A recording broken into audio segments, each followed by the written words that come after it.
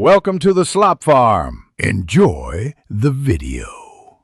You start by confirming network and device readiness because Airplay needs both devices on the same Wi-Fi.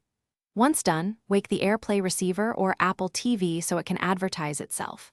Next, open Control Center or click the display icon in the menu bar. This reveals Airplay targets. You do this first to see available devices. It speeds discovery.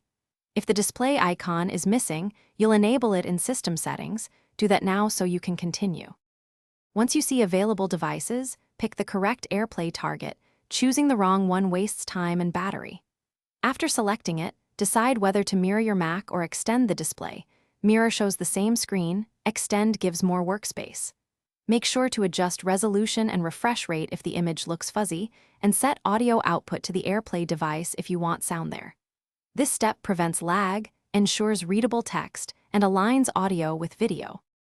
To finish, stop Airplay from Control Center or click the display icon and choose Turn off Airplay. This returns your Mac to normal display settings. If you notice lag, reduce the Airplay resolution or close CPU-heavy apps to free resources.